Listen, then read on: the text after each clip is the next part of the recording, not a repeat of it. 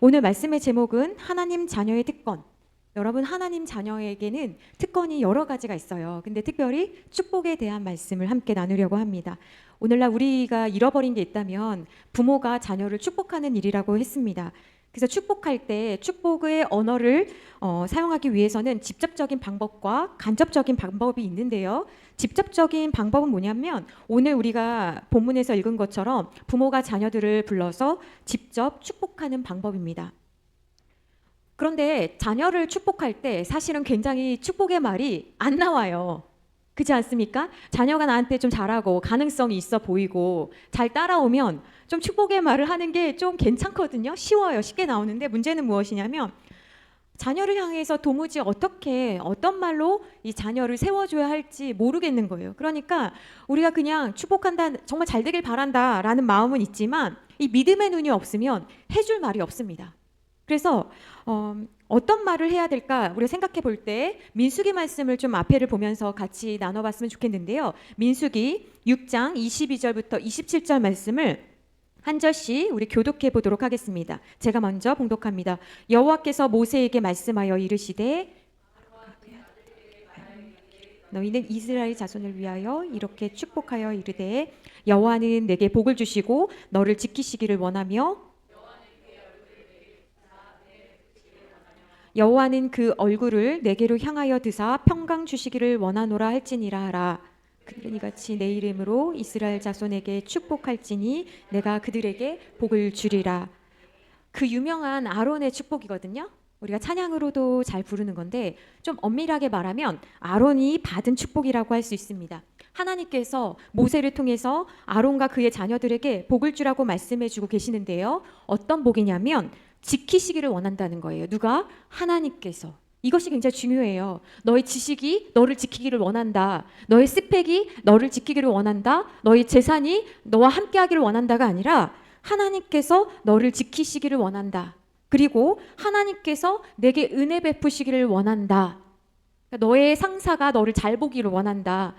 그게 아니라 하나님께서 너에게 은혜 베푸시기를 원한다. 그 다음에 하나님께서 너에게 세상이 빼앗을 수 없는 그 평강 주시기를 원한다. 이것이요, 우리가 자녀를 위해서 복을 빌어줄 때 복의 내용이라고 할 수 있는 거예요. 그러니까 여러분들이 자녀를 위해서 기도하실 때 그 내용엔 어떤 것이 들어가야 됩니까? 하나님께서 너를 지키시기를, 하나님께서 너에게 은혜 베푸시기를, 하나님께서 당신에게 평강 주시기를 우리가 구할 수 있어야 되는 거예요. 그런데 우리가 수요 자녀 축복 기도를 통해서 자녀가 있는 부모만 이 말씀에 해당되는 것이 아니라 영적으로 우리가 누군가를 살리고 품고 있을 때 그런 영적 부모에게도 해당되는 말씀입니다. 그런데 또 기억해야 되는 것이 무엇이냐면 오늘 이 복을 주는 주체가 누구냐는 거예요. 복을 주는 주체가 누구십니까? 인간이 아닌 하나님이십니다. 그래서 네가 나한테 용돈 주니까 아니면 네가 가능성이 있으니까 네가 잘해서 주는 축복이 아니라 27절에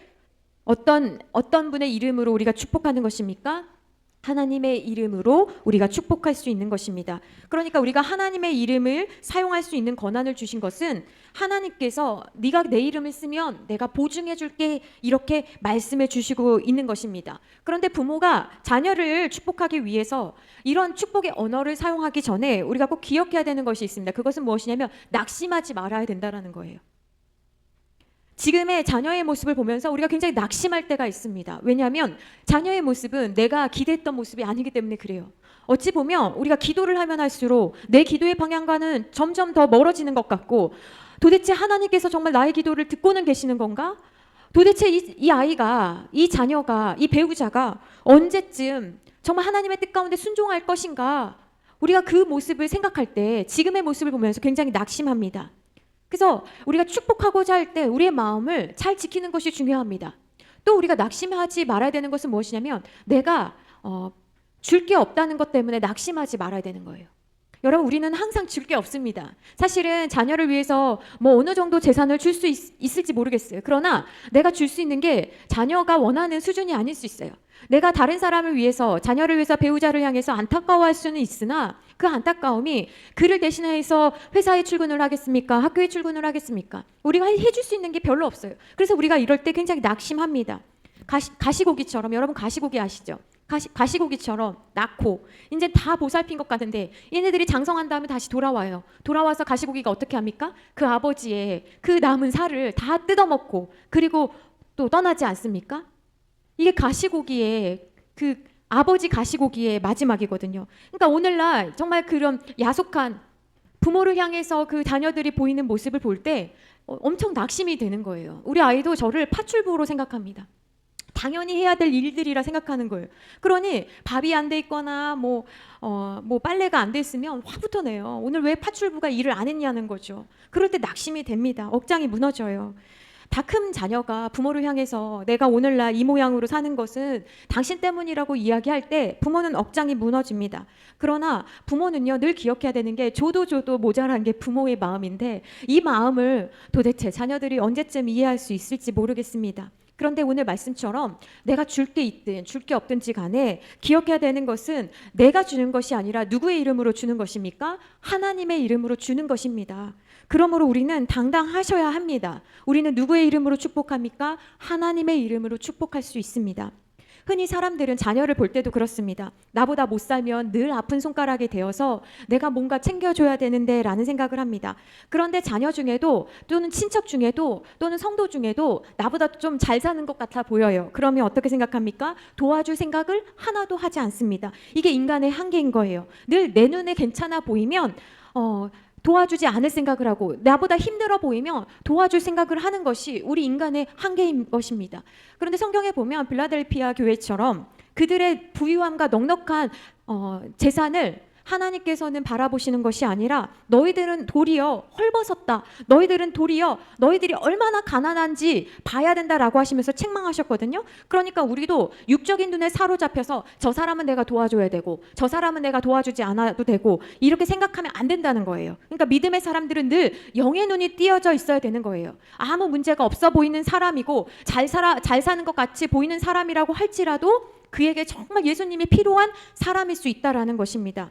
그래서 우리가 자녀를 볼 때도 또는 성도들을 볼 때도 그 사람이 정말 하나님과 함께 동행하고 있는지를 우리는 살펴야 하는 것입니다.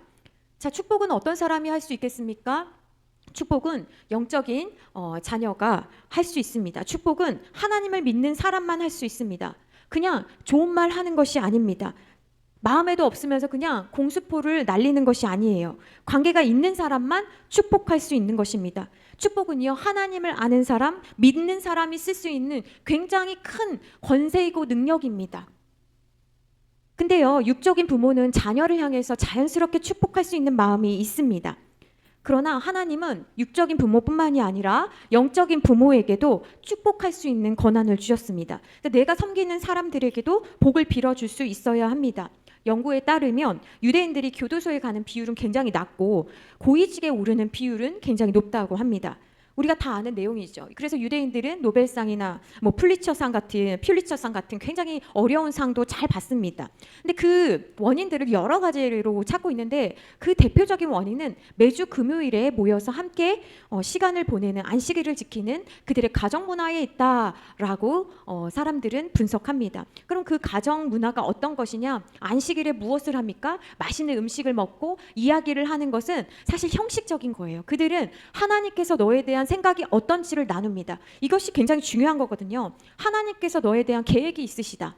그래서 안식일 때 그들은 그런 것들을 나눕니다. 그래서 우리가 배워야 되는 것은 무엇이냐면 일주일에 한 번이라도 하나님의 이름으로 우리가 함께 모이는가, 그리고 우리가 무슨 내용을 하는가, 무슨 내용을 전달하는가, 하나님의 말씀이 우리 가운데 있는가, 이것이 굉장히 중요한 거거든요. 그런데 이것을 이제 모양만 가져와서 한국에 이제 가져왔습니다. 그래서 대화식 교육을 해야 된다, 하브르타를 해야 된다라는 이제 많은 노력들을 하고 또 이스라엘에 가서 공부도 하는 분들이 많은데 우리나라에서 왜 실패를 합니까?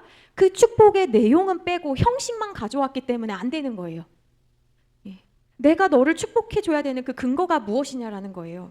그것을 많이 흉내만 내기 때문에 진정한 대화가 되지 않고 내가 상대방을 봤을 때 잔소리하고 지적하고 비난하는 그 형식만 남기 때문에 함께 모이려고 하지 않는 것입니다. 여러분, 우리가 축복의 내용을 가지고 있을 때 이것을 전달하는 방식이 무엇입니까? 마태복음 18장 18절 앞에 보시면서 함께 한번 읽겠습니다. 시작. 진실로 너희에게 이르노니 무엇이든지 너희가 땅에서 매면 하늘에서도 매일 것이요 무엇이든지 땅에서 풀면 하늘에서도 풀리리라. 너무나 귀한 말씀 아닙니까? 가톨릭은 이 말씀을 사제들이 가지고 있다라고 생각을 합니다. 특별히 사제들 중에서도 교황이 가지고 있다라고 생각을 하죠. 그래서 교황만이 하나님 앞에 이것을 구하고 이것을 이렇게 청구하면 하나님께서 들어주실 수밖에 없다라고 이야기를 하는데, 여러분, 교황만 사제만 이것을 가지고 있는 것이 아니라 하나님의 자녀인 여러분에게도 이 능력이 있음을 여러분 믿으시기를 부탁드립니다. 우리가 땅에서 기도하면 하나님께서 그 기도가 하늘에도 연결된다라는 거예요. 그래서 축복의 간접적인 형태는 무엇이냐면 기도입니다. 여러분, 직접적인 형태로 전달이 되지 않을 때 우리는 간접적인 형태로 무엇을 할 수 있냐면 이 기도라는 것을 할 수 있습니다. 사람들은 기도가 주님의 이름으로 행하는 축복의 행위라는 것을 잘 알지 못합니다. 기도는 간접적이라서 좀 직접적으로 전달되지는 못하지만 가장 확실하게 복을 빌어주는 행위가 바로 기도입니다. 그런데 제가 예수님을 믿으면서 가장 궁금했던 주제 중에 하나가 무엇이었냐면, 왜 어떤 사람은 하나님께서 그 사람의 기도를 들어주시고 왜 어떤 사람의 기도는 거절하실까? 이것은 하나님의 호불호일까? 아니면 하나님의 마음에 드는 포인트가 있는 것일까? 그런데 이런 질문들은 하나님을 잘 모르기 때문에, 오해하기 때문에 생기는 질문이었습니다. 하나님은 인간처럼 어떤 취향이 있으신 분이 아니세요. 하나님은 사람을 차별하지 않으십니다. 얘는 교회 좀 오래 다녔고 직분이 있으니까 내가 좀 기도 응답 좀 해줘야지, 아니면 얘는 그동안 기도 생활 좀 했으니까 마일리지처럼 내가 좀 신경 좀 써줘야지, 아니면 얘네 집안은 예수님 믿은 3대 집안이니까 또는 5대 집안이니까 얘 좀 명목을 좀 내가 살려줘야지, 이런 게 아니라는 거예요. 그럼 도대체 하나님께서 응답하시는, 그러니까 복을 받을 수 있는 사람은 어떤 사람이냐는 겁니다. 그 사람은 인격적인 관계를 하나님과 맺고 있는 사람입니다. 하나님과 인격적 관계를 맺고 있는 사람이 축복할 수 있는 거예요. 이게 무슨 말이냐면 그 비밀이 하나님과의 인격적인 관계에 있다라는 거예요. 어떤 사람은 아무리 하나님의 말씀을 빌어가지고 그 빌어는 뭐냐면 막 빈다는 게 아니고 차용해서 가지고 와서 그 말씀 그대로 선포해도 왜 능력이 나타나지 않냐? 그 이유는 뭐냐면 하나님과 인격적인 관계를 맺지 못하고 있기 때문입니다. 그러면 이제 우리한테 질문이 생기는 거예요. 아니, 나는 하나님을 알아요. 내가 하나님을 알고 하나님도 저를 알고 있습니다. 근데 여러분, 우리는 이제 안다라는 부분을, 이런 내가 하나님을 알고 그분이 나를 알고 있는, 굉장히 자주 오해하는 부분이거든요. 여기서 안다라는 것은 지식적인 부분이 아니고 감정적인 부분으로 접근해야 돼요. 무슨 말이냐면 하나님과 인격적인 관계를 맺고 있다라는 이야기는 하나님과 친밀하냐라는 거예요. 친밀함에 대한 부분이에요. 그러니까 지식적인 측면으로 하면 난 하나님과 아는데, 난 하나님의 자녀인데, 그 부분이 아니고요. 정서적인 부분으로 하나님과 친밀하냐라는 부분인 거예요. 친밀한 사람은, 친밀한 인간관계는요, 비밀 없이 가까이 말할 수 있는 데 있습니다. 이게 하나님과도 이게 일맥상통합니다. 하나님이 좋아하는 거 내가 같이 좋아하고, 하나님이 싫어하는 건요 같이 싫어하게 되어 있는 게 하나님과 인격적인 관계를 맺고 있는 사람의 특징입니다. 하나님이 마음에 두고 있는 건 나도 그것을 마음에 두게 되는 거예요. 때때로 나는 원하지만 하나님이 그것을 싫어하신다고 한다면, 나는 원하지만 하나님을 기쁘시게 해드리기 위해서 내가 그것을 하지 않는 것, 그걸 우리는 희생이라고 하는 거예요. 그게 가능하냐라는 거예요. 기도는 언어입니다. 기도는 말입니다. 누가 하나님에게 말할 수 있겠습니까? 어떤 사람이 하나님께 나아갈 수 있겠습니까? 하나님의 자녀만 나아갈 수 있거든요. 그런데 여러분 아시잖아요. 자녀 중에도 친한 자녀가 있고 좀 불편하게 하는 자녀가 있어요. 성도 중에도 불편하게 하는 성도가 있고 편하게 해주는 성도가 있잖아요. 여러분에게도. 근데 여러분 여기서 기억해야 되는 게 뭐냐면, 성경은요 우리를 이야기할 때 우리와 인간과 하나님의 관계를 설명할 때요, 자녀로만 설명하고 있잖아요. 근데 많은 분들이 이 자녀라는 것만 이렇게 꽂혀가지고 이 자녀라는 것만 생각하는 게 우리의 한계예요. 여러분 잘 배우셔야 됩니다. 하나님과 인간의 관계를 하나님은요, 자녀다 이것만 이야기하시지 않으셨고요. 이건 이제 신약의 개념이고요. 이 자녀가 온전히 되기 위해서는 어떤 개념이 있어야 되냐면 종의 개념이 먼저 있어야 돼요. 굴복하는, 순종하는 나의 정체성이 종이 있어야 되는 거예요. 종으로 내가 이제 사람의 종이 아니고 하나님의 종이구나, 이걸 깨달았을 때 나중에 어디로 하나님께서 높여주시냐면, 야야 너는 종이 아니고 나의 친구야, 하나님께서 이렇게도 말씀해 주시는 거예요. 근데 이 모든 관계를 다 뛰어넘고 나 자녀잖아요, 이렇게 하면요 배은망덕한 자녀가 될 확률이 굉장히 높아요. 그러니까 하나님과 인간의 관계를 여러분 입체적으로 좀 생각을 하셔야 돼요. 어떤 입체적인 관계냐면, 종과의 하나님 앞에서 나의 모습이 종으로서 바로 서 있어야 되고요. 또 때로는 친밀함의 관계로, 친구로서의 관계로도 서 있어야 되고요. 또 우리가 잘 알고 있는 그 자녀와의 관계로서도 바로 서 있어야지 하나님과 내가 건강한 관계가 되는 거예요. 근데 여기까지만 해서도 안 되고요. 신부로서, 내가 순결한 존재로서 하나님 앞에 서 있는, 그래서 신랑 되시는 그 예수님이 다시 오실 것을 사모하고 기다리는 그 관계로서, 거기까지 우리가 네 단계는 아니지만 네 가지 입체적인 모습으로 하나님과 우리의 관계를 설정해 놓지 않으면요, 우리 계속 자녀잖아요. 그래서 자녀로서 누릴 특권만, 의무는 종으로서 내가 마땅히 해야 되는 하나님을 섬기는 부분은 하지 않고요. 자녀잖아요, 왜 안 주세요, 이렇게 가는 거예요. 그러니까 하나님 앞에 함부로 말하는 사람들이 왜 있습니까? 자녀로서만 배워서 그런 거예요. 그렇지 않습니다, 여러분. 아이도요, 부모와 상의할 단계가 되면, 성인이 될 때까지는 어떤 관계가 있습니까? 배워야 되는 단계가 있는 거예요. 그래서 여러분들, 우리가 자녀의 역할만 생각하고 있으면, 자녀만 생각하고 있으면 하나님에 대한 올바른 태도를 갖추지 못한다는 것을 꼭 기억하셔야 됩니다. 우리가 다른 사람을 위해서 기도할 때 그것을 뭐라고 합니까? 도고라고 해요. 또는 중보기도라는 말을 합니다. 근데 하나님께서 왜 중보기도를 기뻐하시냐? 우리가요, 사실은 우리의 욕심이 항상 있는 존재거든요. 우리는요, 다른 사람을 위해서 기도할 수 있는 존재가 아니에요. 늘 다른 사람이 암에 걸려서 그 아주 심각한 병에 걸린 것보다 내가 감기 걸린 게 더 먼저인 사람들이 우리예요. 다른 사람이 망해가지고 막 울고 있어도 오늘 저녁 우리 가족 뭐 먹을지를 생각하는 게 우리예요. 그런 우리가 다른 사람을 위해서 중보한다? 이건 엄청난 일이거든요. 그러니까 중보기도가 축복의 언어인 것이, 하나님께서 보실 때, 야, 네가 어떻게 하나님 편에 서서, 그리고 다른 사람의 입장에 서서 그 사람을 위해서 또 하나님의 이름으로 중보할 수 있냐, 이것에 대해서 하나님께서 굉장히 기뻐하시는 거거든요. 그러니까 네가 너의 것을 구할 수밖에 없는 연약한 존재인데, 네가 네 것을 구하지 않고 다른 사람을 위해서 복을 빌어준다? 기도해준다? 그러니까 중보기도는 뭐냐면 복을 빌어주는 거예요. 이 사람이 그럴 만한 힘이 없으니까, 능력이 없으니까, 상태가 안 되니까 그 사람을 위해서 기도하는 거, 그 기도를 하나님께서는 결코 모른 척하지 않으시거든요. 그런데요, 이렇게 하나님께서 우리에게 복을 빌어줄 수 있는 능력을 우리에게 주셨거든요. 그래서 우리 지난 시간에 어떤 것을 했습니까? 하나님의 자녀에게는 권세가 있다고 그랬어요. 여러분, 우리에겐 권세가 있어요. 근데 이 권세를 잘 사용하려면요, 여러분들이 이렇게 정리하셔야 되는 것이 있어요. 무엇이냐면, 사도행전 말씀 한번 찾아보겠습니다. 사도행전 8장 18절과 24절인데요. 사도행전 8장 18절과 20절 말씀 한 절씩 교독하겠습니다. 사도행전 8장 18절부터 20절 말씀입니다.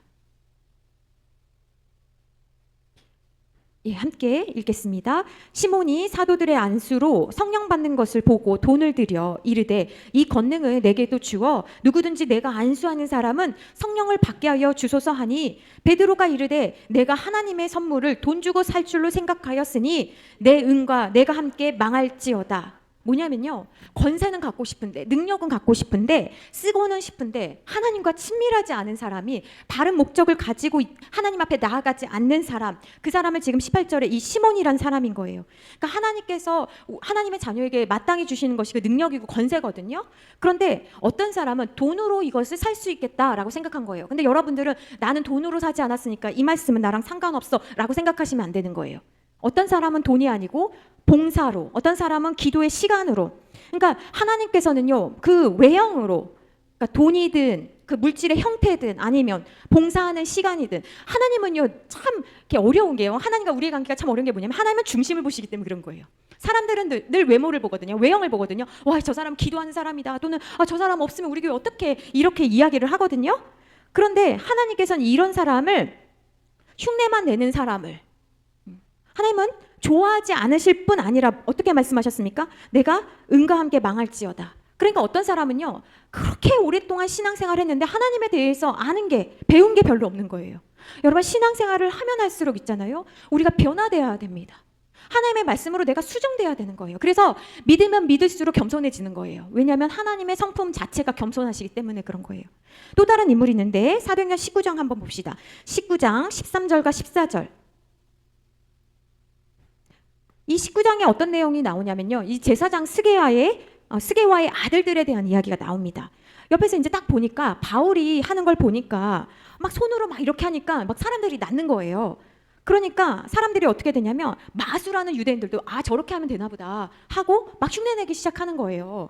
자, 19장 13절 14절 말씀 한번 같이 합독하겠습니다. 시작. 이에 돌아다니며 마술하는 어떤 유대인들이 시험 삼아 악기 들린 자들에게 주 예수의 이름을 불러 말하되 내가 바울이 전파하는 예수를 의지하여 너희에게 명하노라 하더라. 유대의 한 제사장 스게와의 7 아들도 이 일을 행하더니.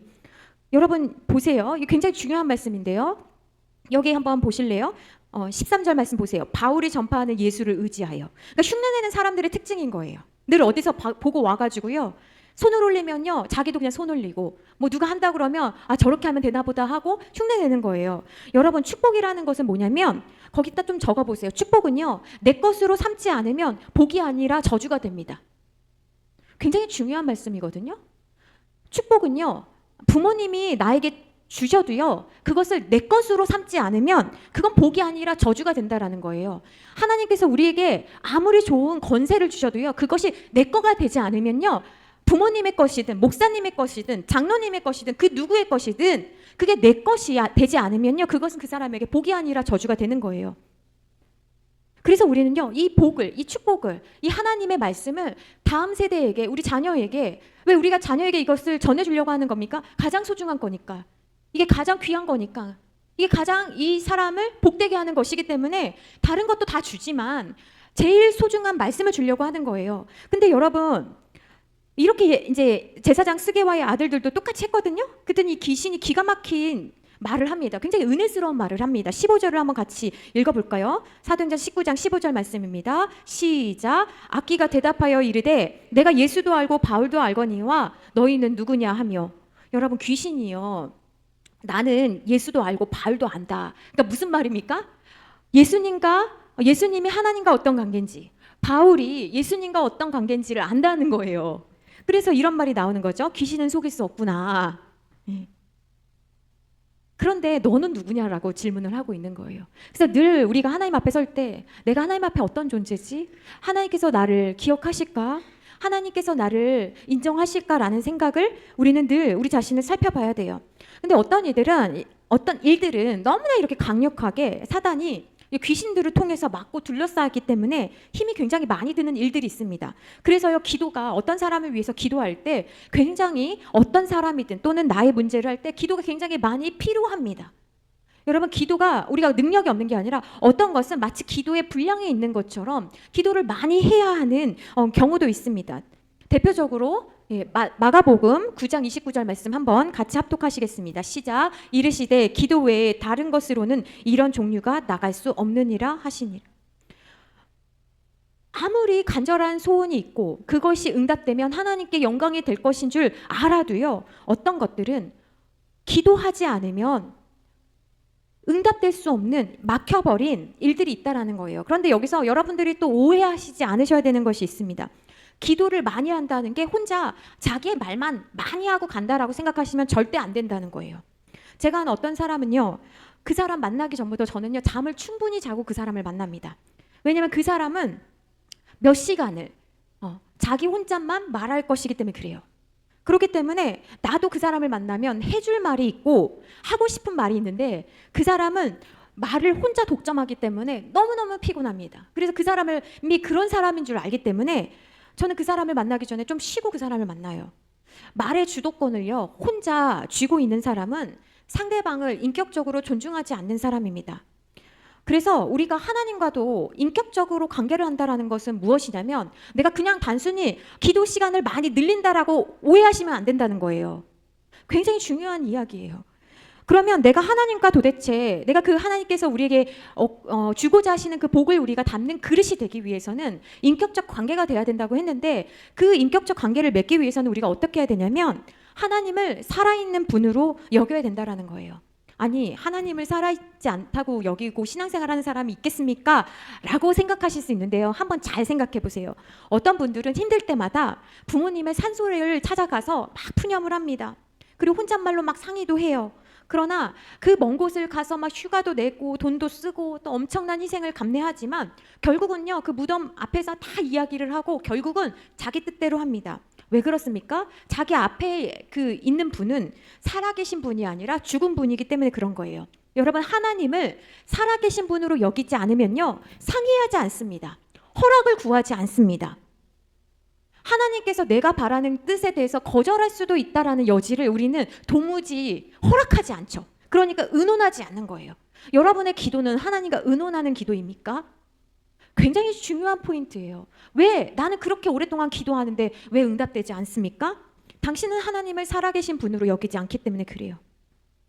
그러니까 성경 곳곳에 하나님이 원하시는 뜻이 있음에도 불구하고 알려고 하지도 않고 보려고 하지도 않습니다.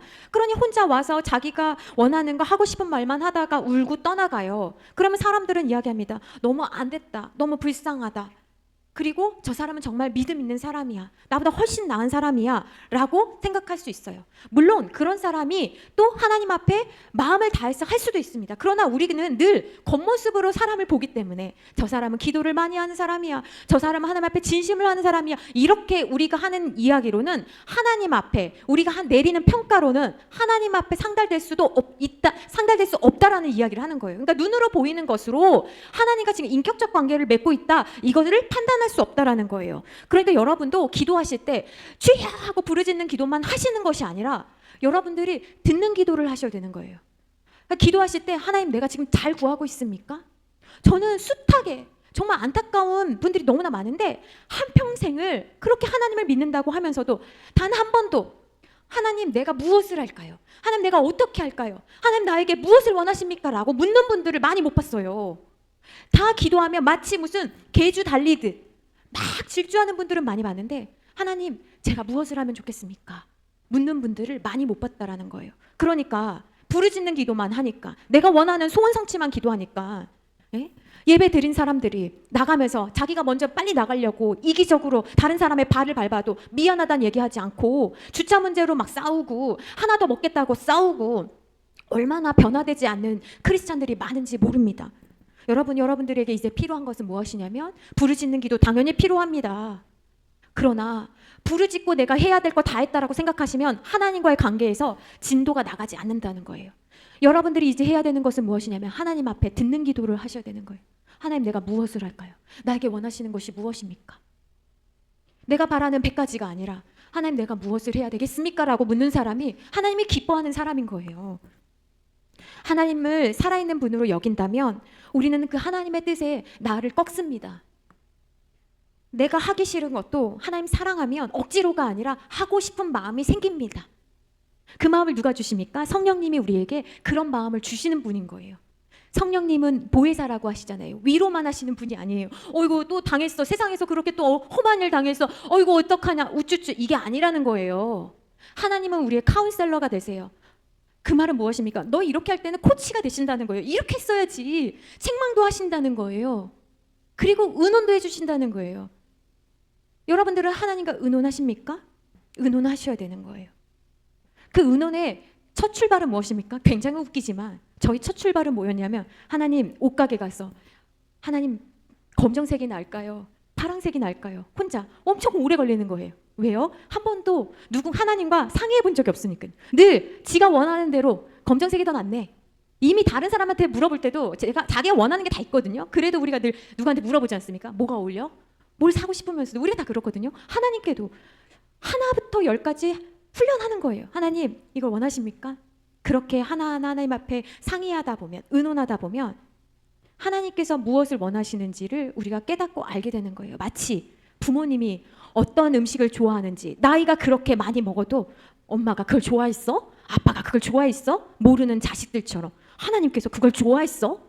라고 말하는, 다 컸음에도 불구하고 여전히 하나님, 나는 그게 하나님 좋아하시는지 몰랐어요 라고 말할 수 없다라는 거예요.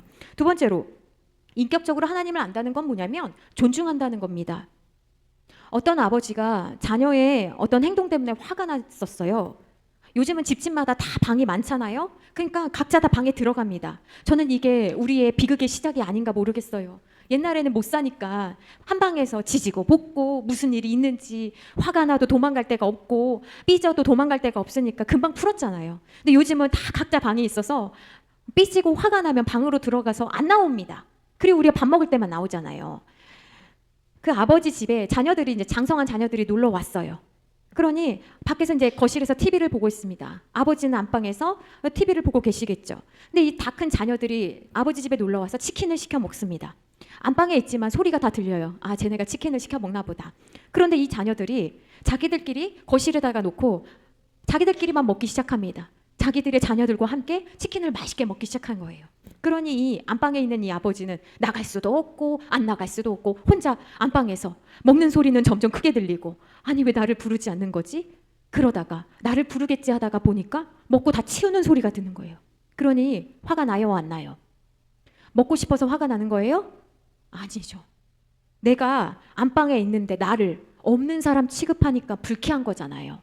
그런데 안타깝게도 다 큰 자녀들은 왜 아버지가 화가 났는지를 이해하지 못하더라고요. 아버지는 자기가 무시당했다고 생각하기 때문에 화가 난 거거든요. 아버지에게 아버지 한 조각 드시겠어요? 라고 하면 눈치 봐서 많이 안 시켰구나 생각하면 아니야 됐다 이렇게 할 생각을 하고 있었는데, 자기에게 물어보지도 않고 다 큰 자녀들이 자기 자녀들 불러가지고 그냥 먹고 치워버리는 거 보니 화가 난다라는 거예요. 여러분, 우리 지난번에 우리 이종철 박사님 통해서 예화 들은 거 한번 다시 회귀했으면 좋겠는데요. 어떤 분이 하나님을 믿는다는 게 뭔가라고 했을 때 이런 설명하셨잖아요. 이종철 박사님이 하나님을 믿는다는 거는 처음에 나랑 전혀 상관없이 그 하나님이 내가 운전하는 나의 차량 밖에 있는 분이라고 했어요. 그렇죠. 우리가 하나님에 대해서 알지 못했을 때는 하나님이 나랑 무슨 상관이야, 나는 마이웨이를 간다라고 생각하고 우리가 막 가는 거잖아요. 그런데 하나님에 대해 알게 되면 어떻게 됩니까? 진짜 큰 마음을 먹고, 진짜 마음을 크게 먹고 내 뒷좌석에 좋은 자리에 앉히지요. 그리고 하나님을 모시고 운전석에 앉히고 기분 좋게 할 거 다 한 것처럼 마치 으쓱대면서 운전을 갑니다. 그런데 이 뒷좌석에 가장 좋은 자리에 앉혔다라고 생각을 했는데, 이건 사회적인 통념이잖아요. 그런데 이분은 뒷좌석이 아니라 알고 보니까 내 옆에서 같이 이야기를 하고 싶어 하시는 것 같아 보여요. 그래서 가장 좋은 사장님들만 앉는 뒷자리가 아니라 가장 친밀한 사람이 앉는 이 옆자리에 앉힙니다. 이 정도면 내가 됐지. 그래, 신앙생활 한다라는 건 내 옆좌석에 주님을 앉혔으니 같이 이야기하면서 의논도 하면서 바람도 쐬면서 슬플 땐 슬픈 이야기도 하면서 막 같이 친해집니다. 그런데 여전히 바뀌지 않는 건 무엇입니까? 내가 운전대를 잡고 있다라는 거예요. 여전히 주님을 모시고 있지만, 주님 여기서 좌회전할까요? 우회전할까요? 나는 좌회전했으면 좋겠다. 아 그래요? 좌회전할 때도 있지만 마음대로 하고 싶을 때는 물어보지 않잖아요. 그리고 자기 마음대로 쭉 갑니다. 너 왜 그렇게 가니? 아 죄송해요. 입에 바른 말처럼 회개하고 그렇게 그냥 살아가는 모습이 때가 너무나 많은 거예요. 그런데 주님이 정말 우리에게 원하시는 것은 무엇입니까? 그냥 내 옆자리에 앉으셔서 나랑 그냥 말동무 해주려고 옆자리에 앉는 것이 아니라, 주님이 진짜 원하시는 건 무엇입니까? 운전석에 앉으셔서 나를 옆좌석에 앉히시고, 주님이 나의 인생에, 내 차에 운전석에 앉으셔서 나의 삶을 인도해 가시기를 주님은 원하신다라는 거예요. 그런데 우리는 이 자발적인 초청을, 이 바꿔주는 거, 자리를 바꿔주는 게 우리한테는 굉장히 쉽지가 않아요. 왜 그렇습니까? 손해볼 것 같은 마음이, 불안한 마음이 있거든요. 내가 주님께 운전석 드리면 나를 데리고 아프리카로 갈지 몰라, 나를 데리고 갑자기 신학교로 갈지 몰라. 여러분, 그렇지 않습니다. 주님은 각 사람의 부르심의 자리가 다 다르거든요. 근데 우리는 나는 주님 말씀대로 하고자 하는 마음이 없는 거예요. 그러니까 하나님을 존중한다는 것은 내가 좀 불편하고 좀 이해가 되지 않더라도 하나님께서 나의 인생의 운전석에 운전대를 잡으시면 그걸 믿고 가는 것입니다. 때때로 하나님을 우리가 존중할 때 사람들로부터 조롱을 받을 수도 있습니다. 노아가 그랬잖아요. 자기에게는 하나님께로부터 들은 말씀이 있었어요. 분명 방주를 지으라고 하나님이 말씀하셨거든요. 그런데 문제는 뭐냐면 듣지 않은 사람들이 꼭 들은 사람에게 그렇게 살지 말라고, 왜 그렇게까지 하냐라고 꼭 이야기한다라는 거예요. 여러분, 이게 포인트입니다. 노아는 분명 하나님께 들었거든요. 그런데 꼭 듣지 않은 사람들이 신앙생활 그렇게 하지 말라고, 너무나 너 왜 그렇게 생활하냐고 이야기하는 거예요. 근데 노아의 위대함은 뭐냐면 하나님으로부터 들은 말씀을 끝까지 해낸 데 있습니다. 사람들에게 내가 바보 취급 당한다는 걸 알고 있어요. 그러나 노아는 하나님의 말씀을 끝까지 존중해요. 그렇게 했기 때문에 하나님도 노아가 이야기할 때 노아의 말을 존중해 주신 거예요. 여러분, 굉장히 중요한 포인트입니다. 우리가 하나님을 존중할 때 하나님이 나의 기도에, 나의 말에 힘을 실어 주십니다. 그래서 축복을 우리가 어떻게 사용해야 되겠습니까? 축복의 언어는 주세요가 아니라 받으소서라는 기도입니다. 여러분, 우리의 기도는 주세요로 시작했지만 우리는 받으소서의 기도로 맞춰야 됩니다. 하나님의 자녀답게 언어를 사용한다는 것은 처음에는 하나님 자전거를 주세요, 냉장고를 주세요 라는 식의 기도일 수 있습니다. 제가 옛날에 조용기 목사님이 너무나 부러워서 조용기 목사님의 모든 책을 다 읽었거든요. 조용기 목사님은 이제 분석을 하는데, 조용기 목사님이 처음에 하나님의 뜻을 구할 때 자전거를 달라고 기도했던 예화가 갑자기 생각이 나네요. 자전거를 달라고 기도한 거예요. 하나님 앞에, 하나님, 미국의 어떤 목사님을 보니까 이걸 주시던데 저도 자전거를 주십시오라고 기도했어요. 그런데 정말 자기의 기도대로 자전거가 갑자기 너무나 가난했던 때인데 자전거가 생겼다는 거예요. 그런데 문제는 뭐냐면 자기가 탈 수 없는 자전거였대요. 그때 알았대요. 아, 기도를 할 때는 구체적으로 기도해야 된다라는 걸 그때 알았다라고 이야기를 하더라고요. 저도 한참 재미있게 기도에 대해서 배울 때는 이 주세요라는 기도를 거침없이 했습니다. 하나님도 저의 수준을 알기 때문에 저의 그 정제되지 않은 그 기도에 아주 신이 나게 응답을 해주실 때가 있었습니다. 그래야만 기도하는 것에 재미를 붙일 수 있기 때문에 그렇습니다. 그런데 문제는 뭐냐면 신앙이 어릴 때 내가 주세요 하는 것이 전부인 것처럼 기도가 계속 그 상태로 멈추면 안 된다라는 거예요. 여러분, 이것이 육신의 부모와 자녀 사이에도 있는 일이거든요. 어릴 때는요, 주세요만 생각하다가, 그리고 커서는 자기가 받을 것만 생각을 하잖아요. 커서도 받을 것만 생각하는 사람은 그 사람이 육체적으로는 큰 사람일지 몰라도 아직 쟤는 어리구나라는 생각을 하거든요. 제가 시집가고 얼마 안 됐을 때 친정집 냉장고를 막 뒤졌습니다. 뒤지면서 그때 저의 마음은 뭐였냐면 뭘 좀 가져갈까였어요. 아, 엄마 집에 있는 반찬, 고춧가루, 냉동 마늘, 청양고추, 기타 등등. 이게 다 큰 결혼까지 한 사람이지만 아이의 마음이라고 한다면, 이제 좀 더 크면요, 부모님의 냉장고를 이렇게 뒤지는 목적은 뭐냐면 내가 뭘 가져갈까가 아니라 무엇으로 바뀌겠습니까? 내가 뭘 좀 채워드릴까로 살피기 위해서 보는 거예요. 그러니까 하나님의 자녀가 된다는 것도 마찬가지라는 거예요. 신앙이 어린아이와 같을 때는요, 주세요를 하려고 교회에 옵니다.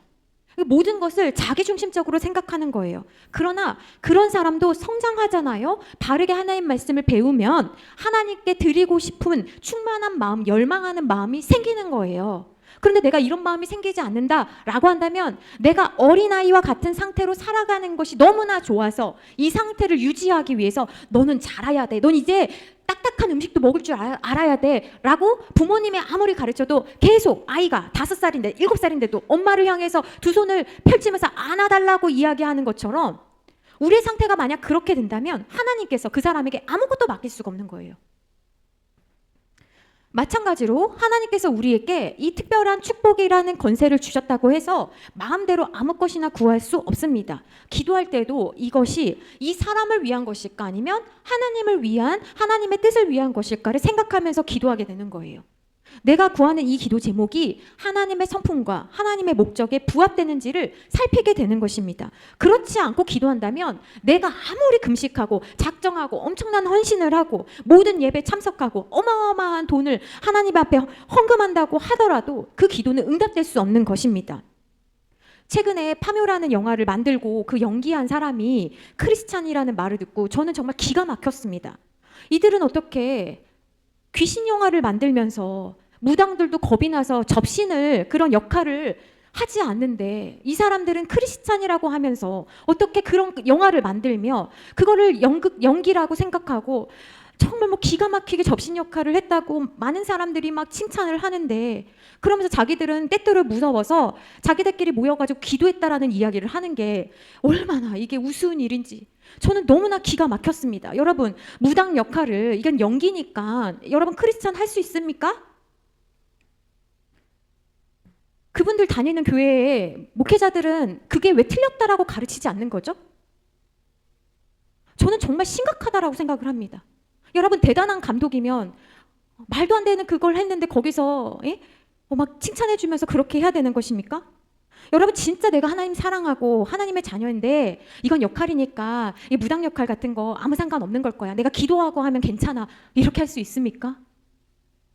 돈이 필요한데, 또는 이 연기 이거 진짜 내가 하고 싶은데 이거 내가 안 한다고 해도 이 사람은 다른 사람 찾을 텐데, 그러니까 차라리 그냥 내가 하자, 내가 나만 안 한다고 하면 내가 손해지, 다음에 나한테도 이런 기회가 없을 수 있어, 이런 불안한 마음 때문에, 연기는 연기고 신앙은 신앙이지, 이런 생각 때문에 그런 역할을 한 걸까요? 그런 영화를 크리스찬이라고 하면서 계속 그렇게 귀신 영화를 만들고 하는 게 이게 정상일까요?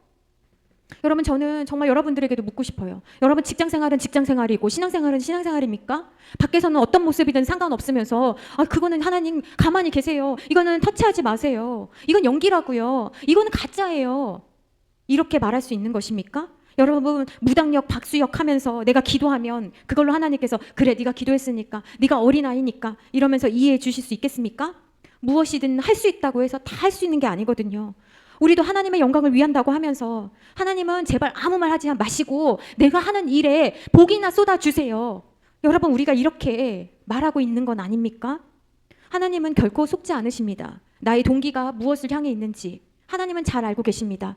축복은 좋은 것이에요. 그러나 누구의 이름으로 주는 것이라고 했습니까? 하나님의 이름으로 사용한다는 것을 잊지 말아야 합니다.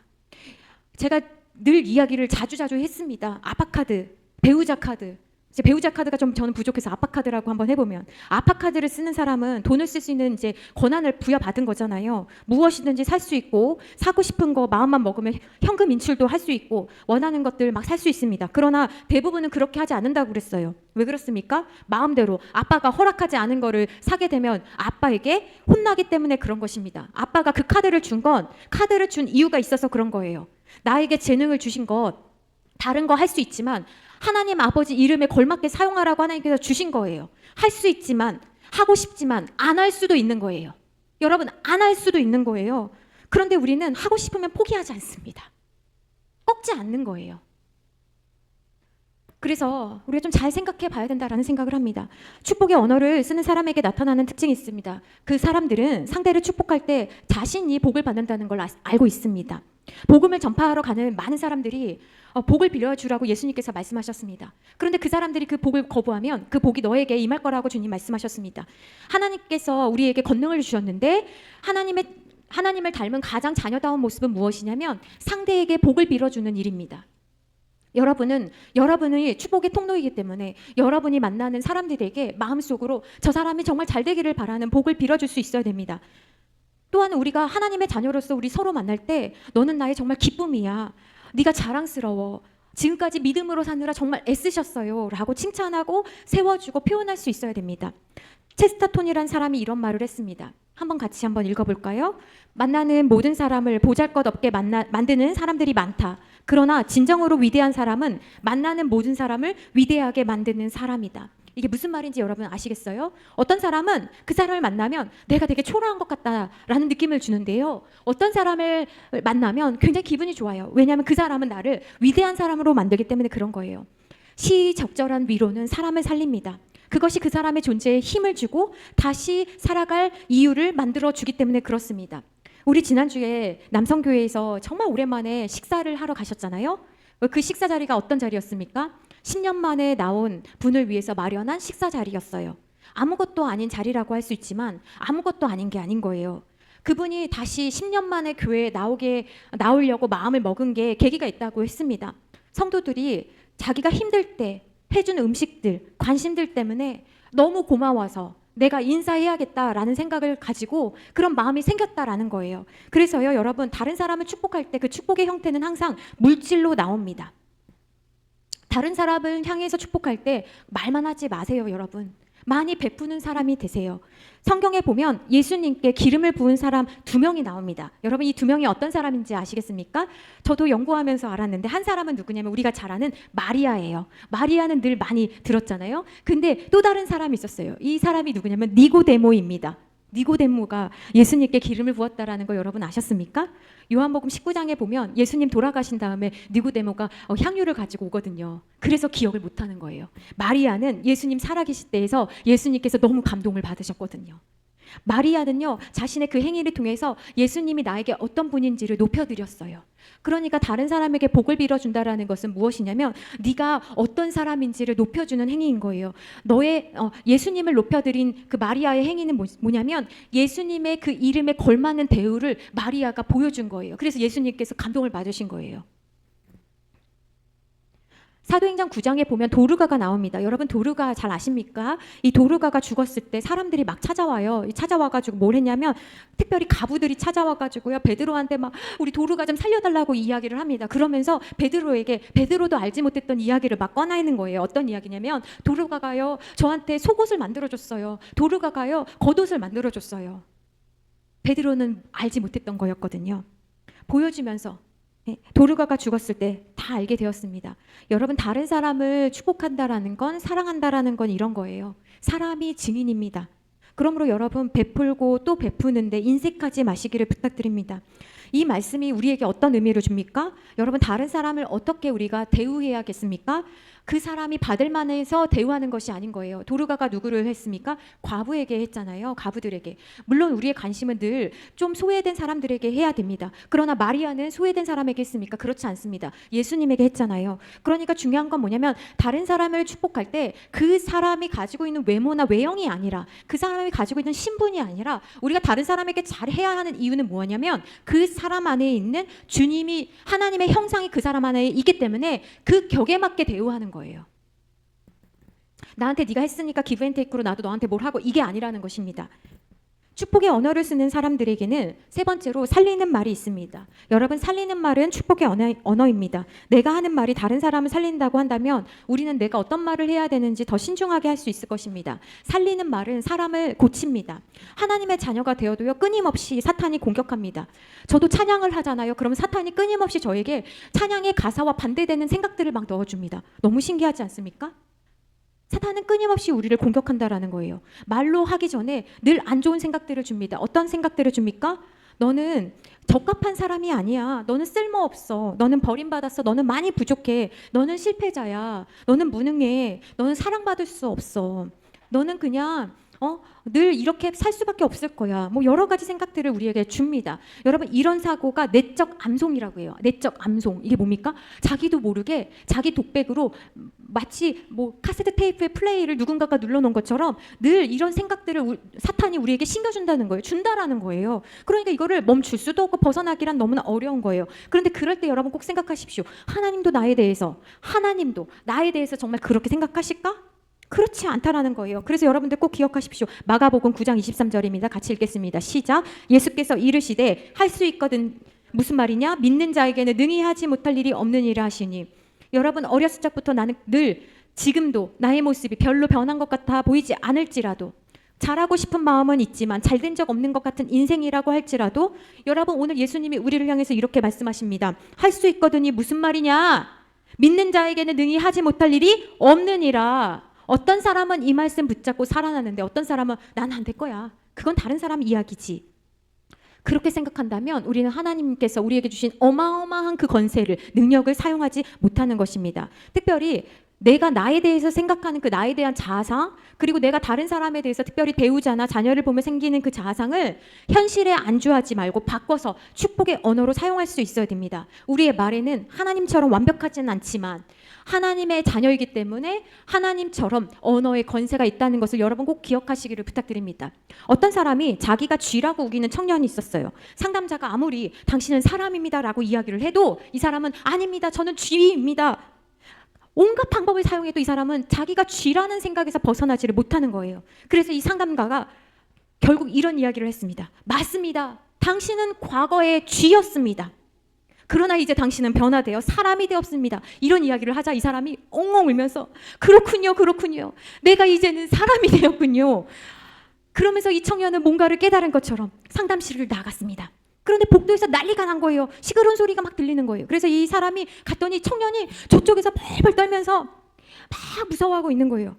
그래서 이 상담가가 찾아가서 말했습니다. 아니 여기서 왜 벌벌 떨고 있습니까? 그러자 이 사람이 이야기하는 거예요. 저기 고양이 한 마리가 있습니다. 그러는 거예요. 그래서 상담자가 다시 말했습니다. 그게 무슨 문제지요? 당신은 이제 쥐가 아니라 사람이잖아요. 고양이 따위는 무시할 필요가 있습니다. 그러자 이 청년이 이런 말을 했습니다. 저도 알아요. 제가 이제는 사람이 되었다는 걸 알고 있습니다. 그런데 문제는 저 고양이도 제가 사람이 되었다는 걸 알까요?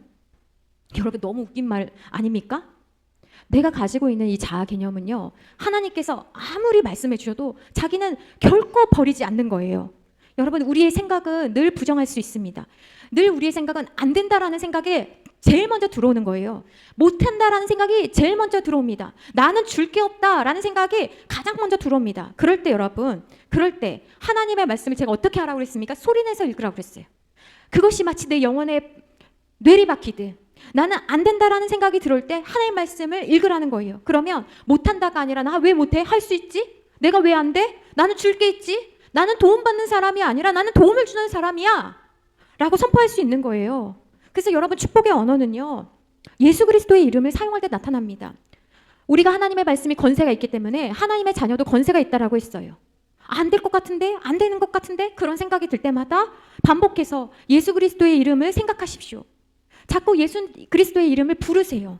여러분 공부가 안 될 때, 여러분 무엇이 안 될 때, 낙심이 될 때, 불안할 때, 걱정이 될 때, 예수님 나를 도와주세요. 예수님 나와 함께 해주세요. 예수님 나를 지켜주세요. 이렇게 예수님의 이름을 자꾸 사용하면 영적 전쟁에서 승리할 수 있습니다. 왜냐하면 내가 치러야 할 모든 문제를 예수님이 담당하셨기 때문입니다. 마태복음 8장 16절 17절 말씀 같이 읽겠습니다. 시작. 저물매 사람들이 귀신 들린 자를 많이 데리고 예수께 오거늘 예수께서 말씀으로 귀신들을 쫓아내시고 병든 자들을 다 고치시니 이는 선지자 이사야를 통하여 하신 말씀에 우리의 연약한 것을 친히 담당하시고 병을 짊어지셨도다 함을 이루려 하심이더라. 여러분 주님이 우리에게 뭐라고 하셨습니까? 우리의 연약한 것을 누가 담당하셨습니까? 예수님이 가져가셨다라는 거예요.